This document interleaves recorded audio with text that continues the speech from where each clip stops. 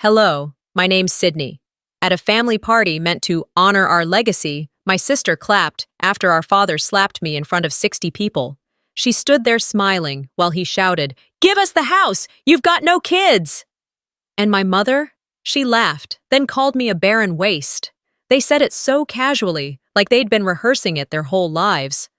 But that wasn't the worst part. The worst part was realizing this wasn't their first attempt to erase me. It was just the first time they did it out loud. So I made one quiet call, just one. And everything they'd built? It started to crumble. But here's the thing. What kind of family plans your humiliation like a surprise toast? And what would you do if they asked for everything you built? Because you didn't have children to deserve it. The email came through on a Tuesday morning. I remember because Finn, my old Shepherd Lab mix, had just knocked over his water bowl for the third time that week, and I was drying the floor when my phone pinged. Kaylin Family Celebration, a tribute to 10 years of togetherness. That was the subject line. No, "Hi Sydney," no, "Dear family member," nothing personal, just a blocky email signature at the bottom from Vera and Henry. It read like a mass mailer, the kind you'd get from a real estate office trying to host a barbecue and sell you a listing. I stared at the screen for a long moment. Then I did what I hadn't done in months. I called my sister. She picked up on the second ring, her voice chirpy like she was mid-laugh. "Sid, how are you? I was just thinking about you." "Hey," I said, slow. "I got your invitation. It didn't have my name on it. Was that just—" "Oh," she cut me off, like I was making a fuss over nothing. "Totally a printing thing. You know how those Evites can be glitchy?" "Don't overthink it, okay?" She steamrolled past my silence. "It's just going to be a casual backyard thing. Some food, a few speeches, family love and all that." Family love, right? I didn't say much more, hung up after a few pleasantries. I could have said no, I should have, but something in me, something that still wanted to believe things could be different, made me say yes. That Saturday, I loaded up the car and left Asheville before noon. In the back seat was a wrapped box with a photo collage I'd spent 2 nights making. It featured pictures from years ago, Vera's kids as toddlers, our parents when they still looked strong, even one of me and Vera from high school, smiling like we hadn't yet learned how to hate each other. Alongside it was a hand-sewn pillow. My mother once made it when her hands still worked the needle with precision. It had been sitting in my guest room for years, waiting for someone to care. Finn jumped into the passenger seat like he always did, head out the window halfway through the drive. It helped me breathe, having him there, like someone still remembered I existed. The party was held at Vera's house in a Charlotte suburb where everything looked like it had been chosen from the same catalog. Manicured lawns, houses painted in variations of beige, the kind of neighborhood where people posted HOA rules like gospel. There were about 30 cars lined up outside by the time I arrived. I parked down the street and walked up the sidewalk with the box in my arms, nodding at a couple of neighbors I didn't recognize. They didn't nod back. The backyard had been dressed up with white tents and string lights, tables covered in mason jar centerpieces and printed napkins.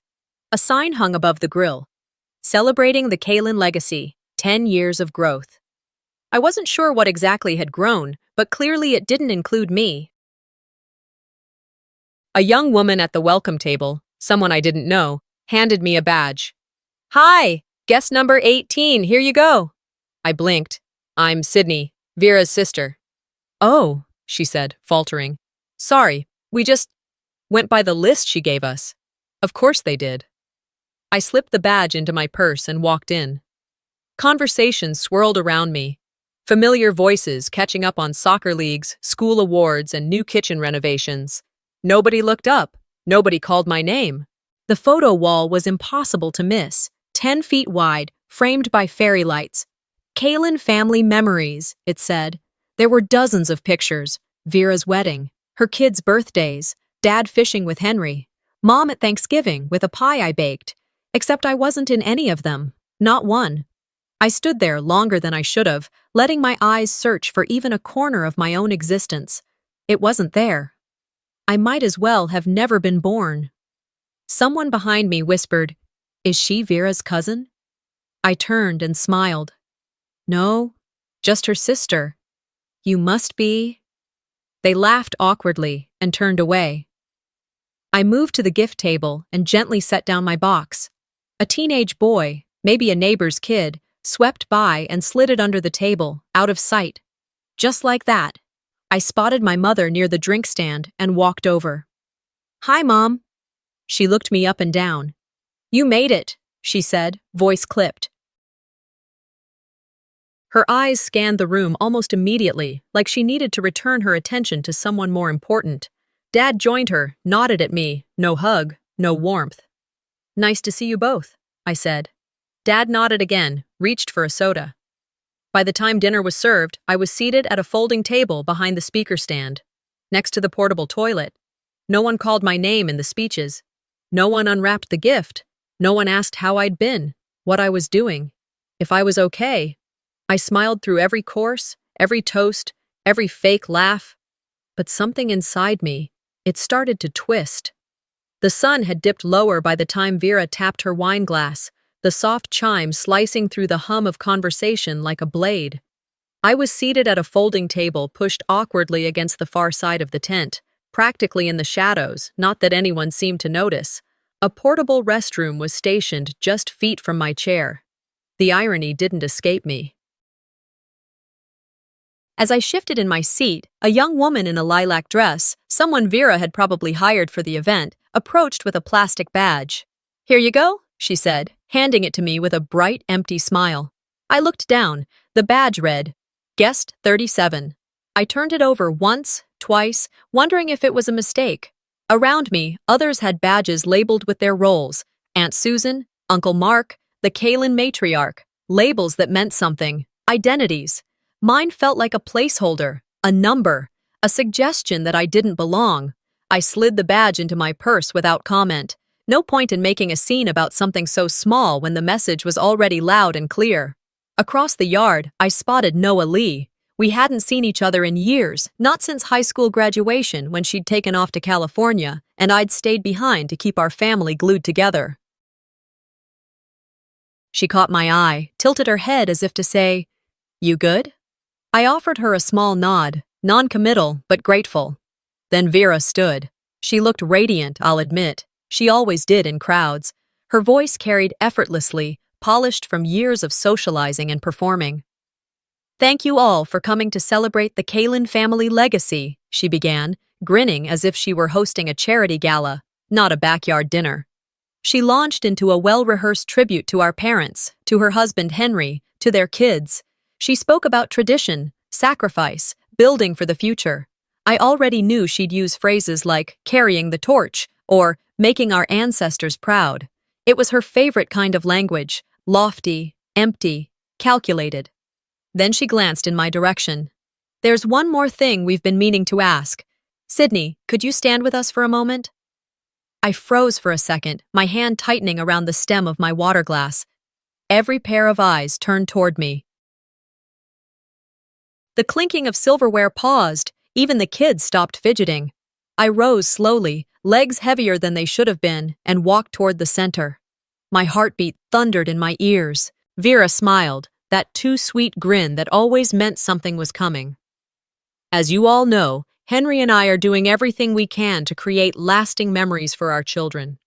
We've been saving, dreaming, trying to give them the best childhood possible. And, well, Sydney has a beautiful cabin up in the mountains. She turned to face the crowd, tone shifting to syrupy sincerity. One she barely uses. I opened my mouth, unsure what I was about to say, but Vera cut in quickly. We think it would be such a wonderful gesture, such a family-first thing, if she let us use the cabin. You know, made it part of the Kalin legacy. There it was. The murmur began instantly. Gasps, a few supportive claps. Someone muttered, "That's generous," as if I'd already agreed.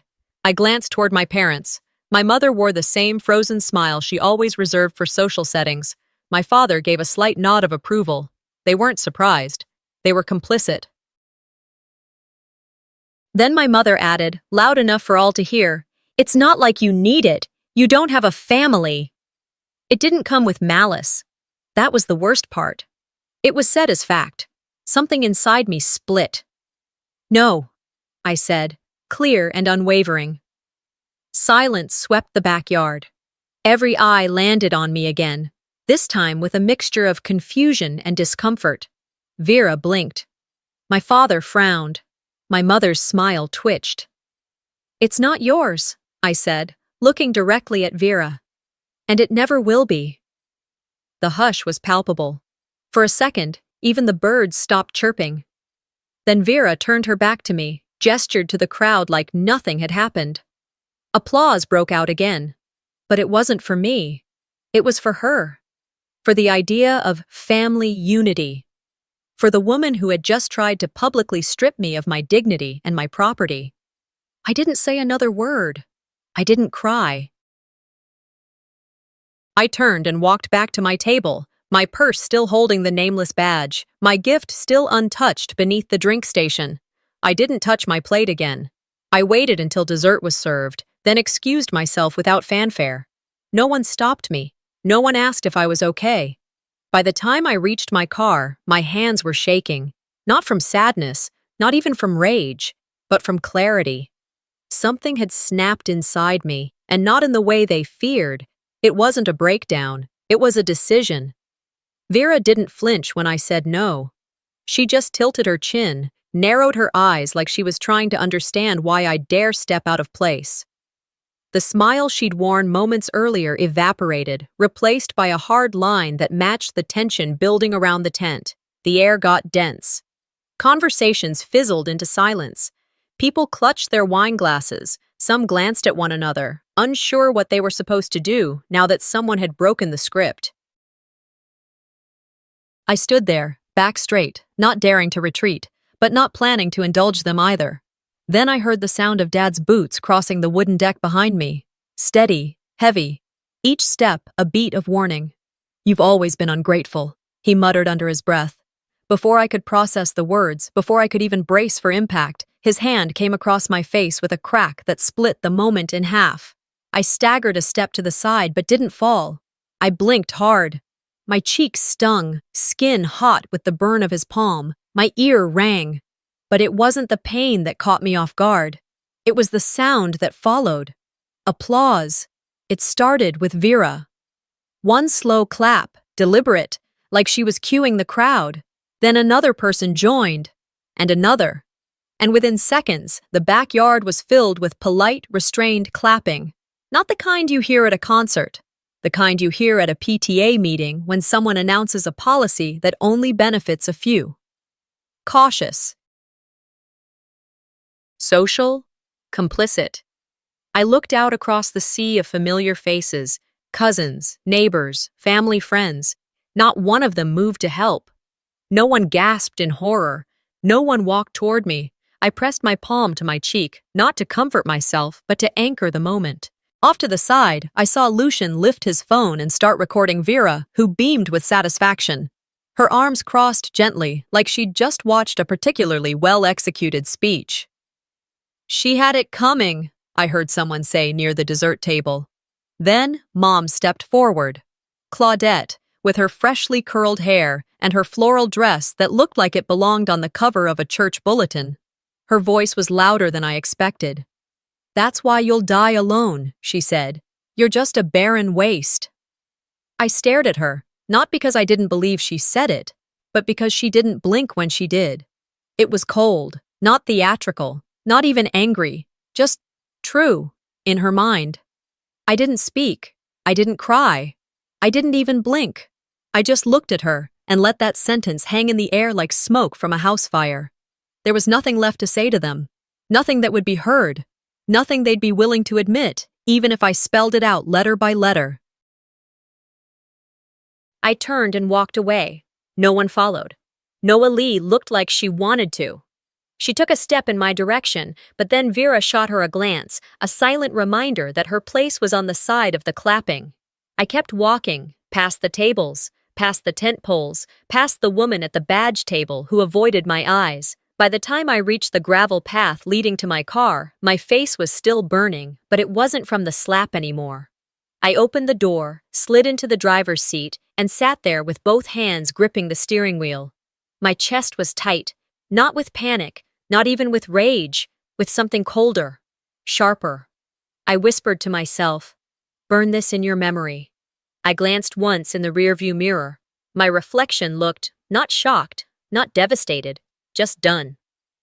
Finn was in the back seat, already curled up, sensing my shift in energy. I reached for my phone, the contact list popping up with muscle memory. My thumb hovered for a moment. Then I tapped Ariadne Wolf. She picked up after 2 rings. "Sydney, are you okay?" "I need to talk," I said, my voice flat but firm, "about what legal options I have for protecting my property and myself." She didn't hesitate. "I'm here, whatever you need." I ended the call a few minutes later with a list of action steps and a plan forming in my head like bricks clicking into place. No screaming, no storming back into the party, no pleas for understanding. They had written their own story tonight. My job now was to change the ending. The miles between Charlotte and Asheville rolled by in a blur. I didn't play music, didn't crack a window, just drove. Hands steady, eyes fixed. The trees lining the interstate blurred into a muted green wall, the late evening sun casting long shadows across the road like reminders of what I was leaving behind. By the time I pulled into my driveway, the cabin lights were dim, soft, familiar. Finn stirred in the back seat but didn't bark. He knew this energy, knew when my silence meant I needed space, not sympathy. I stepped out, the gravel crunching beneath my shoes. The mountain air was cooler here, cleaner. I breathed in deeply, though it did nothing to soften the edge that had sharpened inside me. When I opened the back door to grab the gift I'd taken to the party, the handmade photo collage and the pillow my mother once claimed to love, I hesitated. It was still neatly wrapped, untouched. I left it in the car. Inside, I dropped my purse on the bench by the door and walked straight to the sink. I removed my earrings one by one, placed them in the small dish I always kept to the left of the faucet. The mirror above the sink reflected my face, but I didn't look up. I didn't want to see the mark, or worse, the calm. Instead, I turned on the water, rinsed my face, and let the cold soothe the swelling. My cheek throbbed with a dull ache, but the real wound wasn't physical. It was how easily it had happened, how natural it seemed to everyone else. I dried my face with a towel, then stood still in the quiet of my kitchen. No ticking clocks, no distant voices, just the hum of the refrigerator and the low rustle of Finn settling onto his blanket in the living room. Then my phone buzzed. I picked it up from the counter, expecting another automated alert or maybe a spam message, but it was from Noah Lee. I should have said something. "I'm sorry. What they did was wrong." I stared at the screen. The message wasn't long, no dramatic apology, just honesty, finally, from someone. I didn't write back. Not because I didn't appreciate it, but because it would have cracked something inside me that I needed to keep sealed, at least for now. For the first time since the slap, my hands weren't shaking. I sat down at the edge of the couch, Finn lifting his head slightly before resting it back on his paws. My gaze drifted toward the window, out into the woods behind the cabin. I remembered building this place. Every decision, from the layout to the fixtures, was mine. No one helped. No one asked to. It was my escape when being their daughter became too heavy to carry. They never asked how I managed to buy it. Never thanked me for the checks I mailed during the pandemic when Mom's prescriptions were delayed. Never acknowledged the car Vera drove was co-signed by me. That's the thing about people like them. They never forget what they've done for you, but they conveniently erase anything you do for them. I thought about childhood, about that time when Vera broke her wrist falling from the swing, and I sat with her at the hospital all night, even though Mom barely glanced at me once. I remembered the birthdays I spent alone while she was away at cheerleading camps, and the years I stayed to help Dad at the store when Vera flew off to her next adventure. All of that felt distant now, less painful, more instructive. I whispered out loud, just to the air, "They've never seen me angry. That's their mistake." With that, I stood up and walked over to my desk. The laptop blinked to life. I entered my password, opened my files, and clicked on a folder I hadn't looked at in over a year. Family finance, personal records. There were dozens of PDFs, bank statements, scanned receipts, Venmo screenshots. Every loan, every just this once favor Vera asked me for was right there, neatly filed, dated, documented. I clicked open one labeled Cabin Transfer Agreement, Draft. A draft Vera had asked me to review 2 years ago, proposing I gift the cabin in writing for tax efficiency. I never signed it, but she had her name typed in bold in the recipient line. That alone made my stomach twist. Another file, Claudette Medical Fund, 2020. It listed a transfer from my account for over $6,000 when insurance had lapsed. Dad said he'd reimburse me. He never did. And he never mentioned that he'd later opened another account in Mom's name, which now, with her memory fading, looked a whole lot more suspicious than helpful. I sat back, stared at the screen, then reached for my phone again. Ariadne picked up quickly. Hey. How are you holding up? I think my mother's name is being used on accounts she doesn't understand. I want to find out how deep it goes. There was a pause. Then she asked, Do you have proof? I have more than that, I said. I have patterns. She exhaled slowly. Okay, then it's time we start a trail. I'll walk you through how to document this for legal review. As we spoke, I took notes, flagged files, and created a master document. This wasn't about revenge. Not really. It was about defending the truth against a lifetime of well-practiced lies. I didn't need to scream. I didn't need to throw anything or post some performative monologue online. I just needed proof. And I had more of it than they could ever imagine. By the next morning, the sting in my cheek had faded, but the clarity remained razor-sharp. The fog that usually clouded my instincts after family events, second-guessing, guilt, shame, was gone. All that was left was stillness and a steady sense of purpose. After my first cup of coffee and feeding Finn, I sat down at my desk and opened my laptop again. My plan wasn't to attack. It was to uncover and then protect. I rewatched the video clips from the party, the ones that had been recorded quietly by guests and sent to me later. One caught my attention more than the others, Vera giving a casual tour of the backyard's Kaylin legacy table. There it was, my mother's old embroidered table runner. I hadn't seen it in years. It was unmistakable, cream linen, delicate vine stitching in the corners. And on one end, stitched in green thread, were my initials. Small, discreet, hand-sewn by Mom when I was 17. Vera beamed at the camera.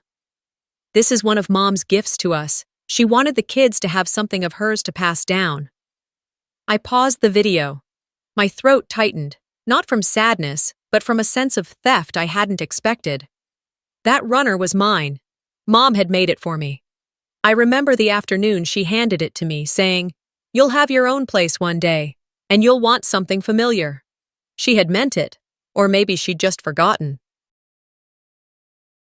I took a screenshot of Vera holding the cloth, labeled the file Symbolic Theft, and filed it alongside the others in a new folder. Kaylin, Active Evidence. Later that morning, Ariadne called with updates. You were right, she said. There's a credit line opened in your mother's name. $15,000, opened last year, co-signed electronically. My stomach dropped. She wouldn't even know how to open her email anymore. That's what makes it problematic. If she doesn't have the cognitive capacity and someone's using her identity, we're looking at potential elder financial abuse. I pressed the phone tighter to my ear. And it was Vera and my father? The co-signing IP address traces back to Wendell's home Wi-Fi. We're still confirming more details. Document everything, I told her, already opening a spreadsheet to log the details. I want every transaction connected to that account, every name, every dollar. I'll have our forensic CPA looped in by end of day, she said. After we hung up, I sat for a long time, staring out the window, Finn's tail thumping lightly as he rested nearby. I wasn't angry in the way I thought I'd be. Not shouting, not broken. I felt surgical, cold but precise, focused. By mid-afternoon, I had written and rewritten the same email 3 times. Eventually, I settled for simplicity. I sent it to both Vera and Wendell. Subject line: enough. You used her name. You repurposed her memory. You humiliated me in front of people I once considered family. If you continue, I will act with everything I have and everything I know. This is your last warning. No reply. No call. Not even a vague apology. But a few hours later, Vera posted on Instagram a picture of her and Henry on a porch swing, laughing. The caption read, "Some people think family owes them something. They don't." I stared at the screen. She wasn't even being subtle. They never were. I didn't respond. Instead, I printed every file I had, the bank statements, the digital receipts, the video screenshots. I filed them in a hard copy binder and stored it in a locked drawer. I also saved everything to an encrypted cloud drive. Ariadne had warned me, never let a single copy be the only copy. That evening, just before dusk, I took Finn out for a walk around the edge of the property. The air was crisp, the mountain quiet, only broken by the rustle of small animals and the creaking of old trees in the wind. I stopped at the edge of the trail that led to the cabin's back clearing, looked out at the horizon, and whispered something I hadn't said out loud in years. If they cross this line, I won't hold back anymore. It wasn't a threat, it was a promise. It happened before I'd even poured my second cup of coffee. I was still in my robe, Finn nosing around the kitchen, when the voicemail icon blinked on my phone. I tapped play with a strange sense of calm, almost like I already knew. "Hi, this is Michelle from Carolina First Bank. We received a property transfer form regarding the cabin at Blue Laurel Ridge, submitted on your behalf yesterday. We just need your verbal confirmation before we finalize the ownership change to Vera Kalin." My thumb hovered over the delete button. Instead, I hit save. Within the hour, I was dressed, papers in hand, and heading into town. Finn rode with me. He always did on days I needed steel in my spine. I walked into the bank, cool mountain air clinging to me, leash in one hand, a manila folder in the other. I didn't ask to speak to Michelle. I asked for the branch manager. The lobby smelled faintly of pine-scented cleaner and institutional coffee. A receptionist greeted me with that trained, professional smile. 5 minutes later, I was seated across from a middle-aged man in a navy tie who looked like he wasn't ready for the kind of conversation I was about to bring. "There's been an attempt to change ownership of my property," I said, unfolding the paperwork. "It wasn't authorized. Here's the original deed. My name, my signature, alone." He cleared his throat. "It says here, the request came with an attached letter of family agreement." "Forged," I said, sliding over a copy of my signature compared to the one on the submitted form. Compare them." He did. His expression didn't change, but his fingers twitched. "We'll freeze this request immediately," he said, "and flag the account for any future alterations." "Thank you," I replied, standing. "And please log this internally. This won't be the last time her name comes across your desk." By early afternoon, I was back home, sitting in front of my laptop. The folder I once buried under layers of digital clutter, family debt, do not touch, was now front and center. I opened it like I was opening a vault. The files stretched back a decade. Every time Vera borrowed money, every emergency bill I covered, every favor I never asked to be repaid, but also never forgot. It was all there, itemized, with screenshots, bank transfers, text confirmations, receipts for co-signed loans, notes from when I paid off Mom's hospital bills in 2020, quietly, because it wasn't the right time to talk about money. I created a new Excel file, called it Kalin Family Facts. One column, date. Next, amount. Then, recipient. Then, description. Then, notes. Emotionally restrained but honest. $12,000 marked private down payment support. Confidential. I remembered that one clearly. Vera had begged me not to tell Henry she couldn't afford their new home's closing costs. "Just this once, Sydney," she'd said. "It'll mean everything for the kids." I never even got a thank you note. I spent the next hour pulling in documents from emails, online banking, even old voicemail files. It wasn't just about the money, it was about the pattern, the behavior, the entitlement that had metastasized inside my family like rot beneath polished wood. When the spreadsheet was complete, I saved it 3 times, on a local hard drive, an encrypted cloud, and a flash drive I kept in a fireproof box. Then I started making calls. The IRS agent on the phone was polite, attentive. I didn't exaggerate.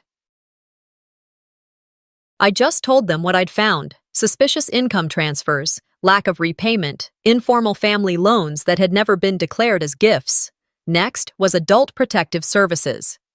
I explained Mom's cognitive decline, the account opened in her name, the financial activity that began around the same time her memory slipped.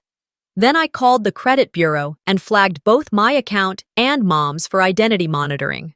I wasn't shaking. I wasn't angry. I was efficient, precise. By the time the sun began to dip behind the ridge, I had documented everything. My hands were tired, my eyes dry, but my mind was more alert than it had been in years. That evening, I received a text from Vera. "You're blowing this out of proportion." I stared at it for a few seconds, then responded with a single image, a side-by-side of the forged property transfer and my real signature. No words, just truth. Then Wendell called. His voice had that same sharp edge I remembered from childhood, the one he used when I dared speak back. "You're destroying this family, Sydney." I took a deep breath, then answered flatly, "You did that when you hit me in front of 60 people and applauded the lie." There was silence on the line, then the sound of him hanging up. I didn't feel victory. I didn't feel guilt either.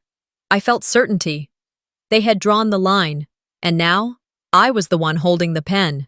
The next morning began with sunlight creeping through the trees and landing directly across my kitchen table, where last night's coffee mug still sat beside my open laptop. Finn stretched near my feet, ears twitching from a bird's chatter outside, but I stayed frozen in the chair, rereading the email Ariadne sent just after midnight. Filed. Cease and desist rebuttal submitted. I also forwarded the deed history and tax records to their legal rep for clarity. The silence in my home contrasted starkly with what was happening outside it. Vera had posted again. This time, a polished photo of her and Henry standing in front of a faux fireplace set, arms around their kids. The caption read, "Family money should be for those who build legacies, not for those who disappear into the woods with dogs." I stared at the screen, expressionless. If they wanted to play with fire, I had enough dry brush to fuel a forest blaze. I didn't post anything in return. No cryptic subtweet. No vague moral jab. Instead, I opened my email and wrote to Ariadne, "Let them keep talking. We have the truth and the law." An hour later, I received a packet in the mail. No signature, no return address, just a white envelope containing a printed letter from Vera and Wendell's attorney. They were accusing me of holding the cabin in trust for the family, that it had always been understood as a shared asset, not a personal one, that I had only managed it temporarily until the family needed it for legacy purposes, and now they were demanding I transfer it to Vera, formally. It took everything in me not to laugh. Instead, I scanned the document and sent it to Ariadne. She replied almost instantly, "We suggest your client review actual property deeds before making baseless claims." I leaned back, exhaling slowly. These weren't emotional outbursts anymore. These were tactics, measured, rehearsed. They were playing a public relations game while trying to strong-arm a legal one. That evening, after dinner and a long walk with Finn, I reviewed the cabin's exterior cameras.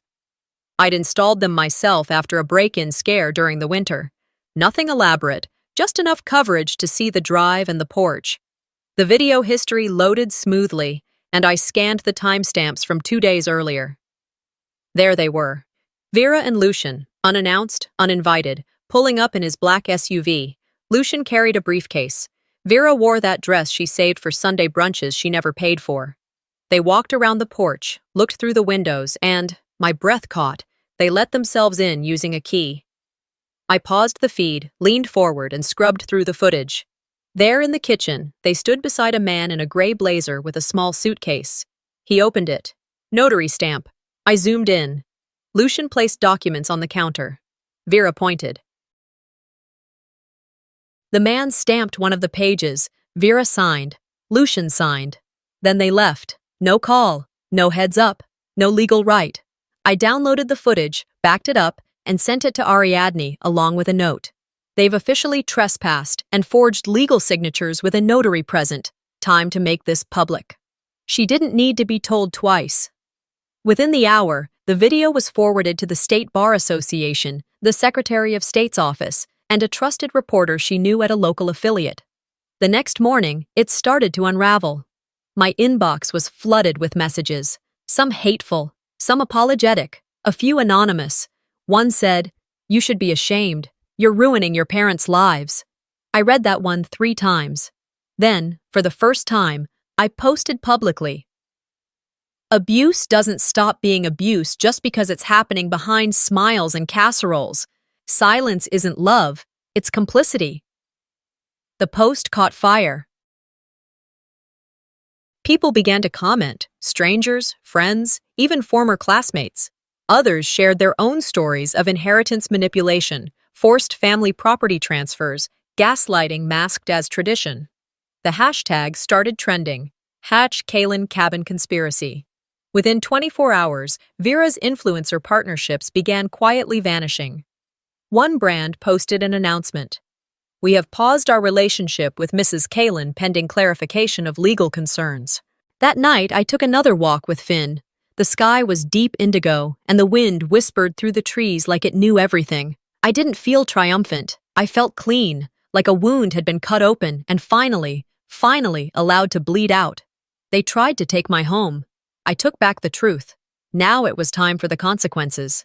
By the time the video reached Carmen Rowe's inbox, I was outside clipping dead branches off the blueberry bushes near the shed.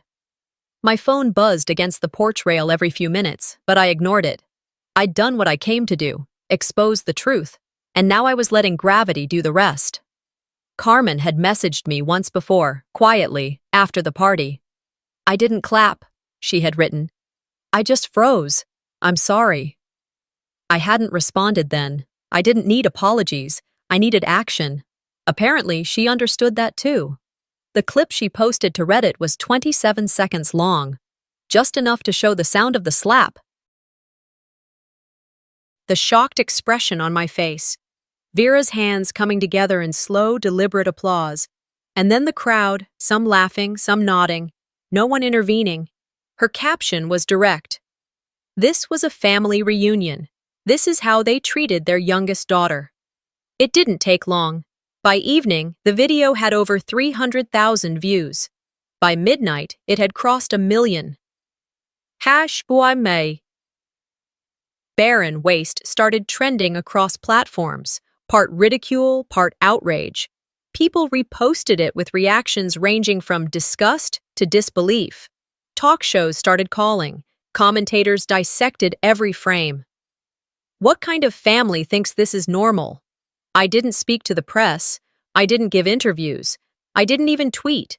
I let the story live on its own, without embellishment. That was the part they never understood. Truth doesn't need spin. It just needs oxygen.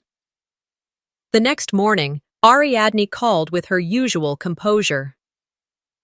The state AG's office has opened a case on Claudette's financial accounts. The forensic team found multiple authorizations signed after her dementia diagnosis. IRS is pausing Vera's refund processing. And Wendell, she paused. He's been subpoenaed. A court hearing is scheduled for next month. I nodded slowly, though she couldn't see me. And CPS? They conducted a wellness check at Vera's house yesterday. Apparently, someone had already flagged the property last year. Now it's part of a broader file. And Lucian? 2 of his brand contracts were terminated this morning. 1 cited breach of moral conduct clauses. I leaned back in the chair near the cabin window, tea cooling beside me. Finn lay stretched along the rug, his ears twitching as I exhaled. The wind through the pines sounded like waves, quiet but relentless. Later that day, Vera tried to reclaim the narrative. She went live on her platform, sitting cross-legged in her tastefully staged living room. "She's always been jealous," Vera said into the camera, her voice sweet but quivering. We were just trying to honor our family's legacy, but some people twist everything." I watched it from start to finish. The comments section lit up almost immediately, not with sympathy, but screenshots of tax forms, of property deeds, of my bank transfers from years ago that had somehow found their way online, anonymously uploaded by someone with access to the truth. Someone had my back. Someone who'd seen enough. Public opinion turned on her in real time. "Your sister bailed you out of foreclosure. She paid your mom's bills. You clapped when your father hit her." I sipped my tea and let it all unfold. I didn't delete the hateful comments either, the ones calling me selfish, dramatic, bitter. Let them stay. Let them prove that not everyone understands boundaries. Let the light shine on the roaches. 2 days later, I got an envelope from the county clerk's office. Inside was a formal request. Would I assume legal guardianship of Claudette Kalin? I stared at it for a long time. Not because I was conflicted. I wasn't. I picked up the pen and wrote, "I am not her guardian. I am her daughter." And that was never enough for her. I signed my name, folded the form, mailed it back the same day. The court placed her under the care of a state-appointed facility 2 counties away. I received updates, of course, as next of kin, but I didn't visit. I wasn't cruel. I simply chose to stop bleeding for people who would have let me die of thirst. On Sunday morning, I walked the edge of my property with Finn trotting beside me. The dew had lifted. The air smelled of pine and soil, and the sky, clear, uninterrupted, stretched endlessly above us. I stood at the top of the ridge behind the cabin and let the wind wash over me. Not as a symbol, not as some kind of healing metaphor, just because it felt clean, honest. And for once in my life, the silence wasn't lonely. It was earned. It had been 3 weeks since the last email, the last call, the last legal letter. In that time, the chaos had settled into something unfamiliar, quiet. The kind of quiet that doesn't throb or press, but stretches itself out like a thick blanket after a long, bitter storm. I spent my mornings walking the edge of the property. The trees hadn't changed, but I had. The same gravel paths, the same rocking chair on the porch, but something in the way I moved through them had shifted. I no longer checked my phone mid-step or anticipated whose name would flash on the screen. Wendell had gone silent. Vera's social media had either been deleted or suspended. I hadn't checked which. I didn't care enough to know. The family group chat, once bustling with photo dumps of grandkids and recipe requests from Claudette, had flatlined. No one sent anything anymore. The last message had been a generic Happy Father's Day from a cousin who didn't know, or chose not to know, what had unraveled beneath the Kalin name. There was no triumph in the quiet, no celebration, just the grounding knowledge that I had finally stopped pretending. The documents confirming the cabin's sole ownership arrived on a Thursday. Thick envelope, official seal, notarized, indexed, final. I opened it slowly, thumb brushing the gold-embossed lettering like it might evaporate. It didn't. It was real. The house was still mine. No more threats, no more gray areas. Ariadne texted a simple, "It's done." The IRS had completed their audit. Vera was flagged for unreported gifts. Wendell had been cited for improper account use regarding Claudette's medical funds. The fine alone could have paid off my entire mortgage. The state had assigned Claudette to a long-term care facility in Winston-Salem, a quiet, state-funded place, not glamorous, but well-run. I received a request to visit, or at least to sign her intake paperwork in person. I agreed to drive down that Saturday. I didn't go inside. I parked in the visitor's lot, watched a nurse wheel an older woman through the garden paths. It wasn't Mom, but it could have been. Instead, I walked to the front desk and handed over a small parcel. Inside was the embroidered cloth, the one Vera had claimed at the party, the one Mom had sewn with my initials years ago. I included a note. This was always yours. And mine. The receptionist took it without asking questions, probably used to these sorts of things, offerings from daughters who still loved but couldn't return. Back home that evening, I stood in the kitchen as the kettle began to hum. I poured 2 cups of tea, one for me, one for whoever I was becoming. Finn padded over, sat beside me as he always did, patient, ever knowing. His eyes met mine, and I could have sworn he sensed it too. Something deeper than relief, something closer to reclamation. The following weekend, 3 women arrived at the cabin. Their names were Donna, Teresa, and Jalen. They were part of a local support group I had started volunteering with. Women rebuilding after being quietly erased by their own people, widows, daughters, mothers who had been pushed out of homes they helped build.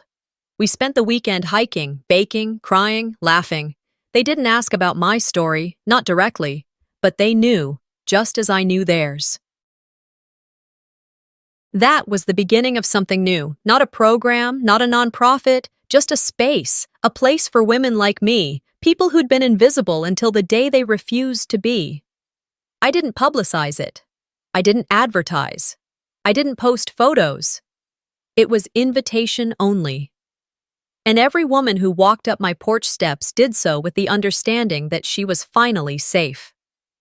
In the evenings, after the guests had turned in for the night, I sat on the deck with a blanket over my lap and a journal in my hand. I didn't destroy them, I wrote one night. I just stopped protecting their version of the truth. There was no bitterness left in the ink, just a clean line beneath a long sentence. When I closed the journal and walked back inside, the cabin smelled like cinnamon and cedar. Finn was curled by the fireplace, his breathing soft and steady. I sank into the armchair by the window, the firelight dancing along the wood beams above. Outside, the wind swept gently across the ridge, brushing through the trees like a lullaby. And for the first time in my life, I wasn't waiting for peace. I had taken it. Sometimes, the loudest strength is found in quiet refusal, refusing to be erased, to be used, to keep pretending that blood alone makes someone family. This story isn't just about revenge. It's about reclaiming your voice when others try to silence it, and realizing that peace doesn't always come from forgiveness. Sometimes it comes from finally walking away. What would you do if your own family crossed that line? If this story moved you or made you think, don't forget to like, leave a comment, and subscribe. More true, raw, and powerful family stories are coming your way.